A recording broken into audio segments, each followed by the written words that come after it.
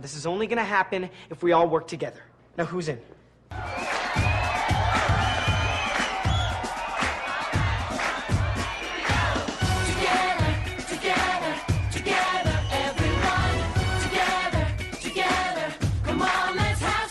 Wel, croeso cynnes iawn I chi i'r gynhadledd.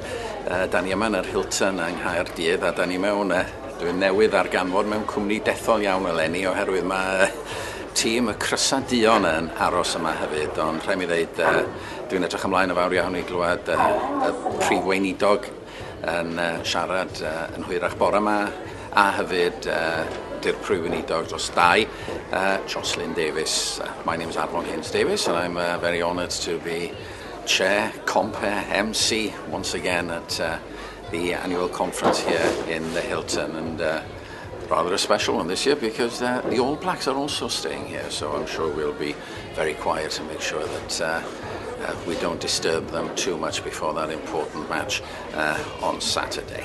I'm particularly looking forward to hearing First Minister Carwyn Jones speaking later this morning and the Deputy Housing Minister Jocelyn Davies as well. It promises to be quite an exciting, extremely interesting conference this year, and I'm looking forward to it and hope it all goes well. A little bit nervous now because it's about to start in about half an hour's time.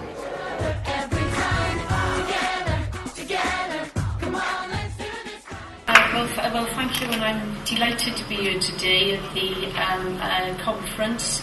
I think this is the fourth time that I've been invited to speak here, and it's excellent to see that this is going from strength to strength. But there are two things that I want to talk about today. Updating you on the progress towards reaching the target, and that's the 6,500 additional affordable homes over the term of this government. And the second is to the launch of the report highlighting the wider impacts of the Housing Association expenditure in Wales. Now, you know that we have that One Wales target, and I know that many people said it would be impossible for us to reach it. But we've had that partnership approach, and that really has paid off, because the government statistics, and that's governed by the Code of Practice for Official Statistics, released the figures yesterday, and they say 6,707. Now, our figures include the local authority contribution, which does account for the difference than the figures contained in the Werry report. But this is a fantastic achievement, and it's one which certainly couldn't have been achieved without our strong partnership approach and the tremendous effort putting on all sides to secure additional funding and, of course, to prioritise delivery. And I'd like to put on record my gratitude to all of you in achieving this, because certainly without your efforts this would not have happened. I know when I have visited various developments, and you've seen me, probably photographs of me with a hard hat on and luminous jacket, sometimes a trowel. Believe me, I haven't built any of the houses. It may give the impression that I've been working hard somewhere, but my plastering skills I don't think would allow it. But it's your efforts really that has allowed us to do that. And of course we still have another year to go, so I'm assuming that next year, well, actually it'll be after the Assembly election, so somebody else might be standing here next year, but I'm sure that even though we can congratulate ourselves, we do know, of course, that our job is not done, because meeting our target doesn't mean that we met all the housing need. And of course, with things as they stand at the moment, those needs are likely to increase and not to decrease. But I'm also delighted to be here to launch the report called Housing Associations in Wales, Measuring the Impact. And this is the third study commissioned by CHC from Cymru, and each report has highlighted key developments in the sector during the year. And the report, it reports that the total expenditure, and I know I'll be repeating some of the things that Nick has already said. He did know what I was going to say, so I didn't know what he was going to say, but I don't mind repeating it, because I think much of that actually deserves repeating. Now, it does say that the sector, for the financial year then, the spend was £689 million, And this is an increase on previous years and includes, of course, the expenditure on construction, maintenance, stock improvement and staffing costs.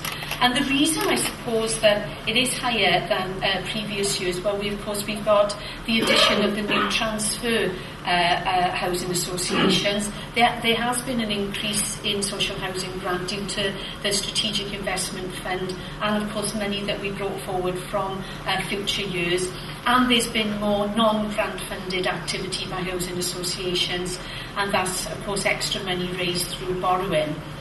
And of the total expenditure, and that is an awful lot of money, nearly 80% of that is retained within Wales, and that is also very good news. So the indirect impact of associations is also worth highlighting, I think, and the indirect impact includes the jobs that are created in the supplier organisations and the multiplier effects of employees' contributions. So the indirect impact of association expenditure is estimated to be £662 million for the year, and that makes a total impact figure in excess of 1.3 billion, which I'm sure you will agree with me is a huge contribution to the economy in Wales as a whole. And of course we did hear from Nick about the fact that for every full-time person employed, another 2 jobs are supported elsewhere in the economy, and again that is excellent news.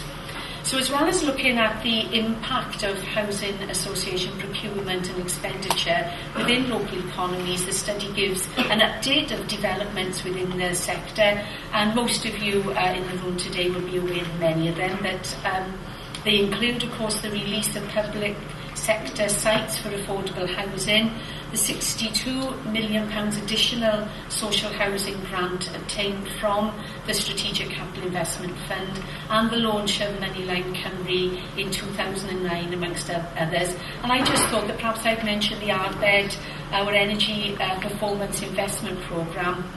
A number of projects were developed by CHC and housing associations, including Carbon Cymru, a retrofit energy programme designed to install renewables and low-carbon technology in low-income households.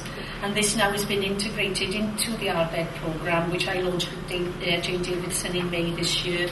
And 21 social housing providers are now engaged in the delivery of energy efficiency projects in our regeneration areas. And officials are working with the WEFO to obtain European funding for the second portfolio of the Arbed schemes. So measuring the impact also draws attention to the contribution of the stock transfer organisations that transferred in 2009, and their outcomes are included in the report. 3 other councils have since transferred their stock, and their impact, of course, will be taken into account in future studies. I thought that I ought to mention future funding, and the draft budget for the Assembly was laid on the 17th of November, and housing, of course, is not immune and has to take a share of the budgetary pressures imposed on us by Westminster. I don't think these are choices that we would like to make, but we have to make them. We are on record as stating our opposition to the speed and the depth of the cut, especially as we are in the process of recovering from a recession, and we certainly see from the figures that Nick has shown us today how important housing has been in getting us through the recession. There's also, of course, the housing benefit proposals currently being debated, which will have effects on people's ability to pay for accommodation, and will no doubt put increased pressure on the social housing sector. And we certainly welcome ideas that will make our resources go further, and we will continue to explore new ways in which we can protect frontline services and the most vulnerable people.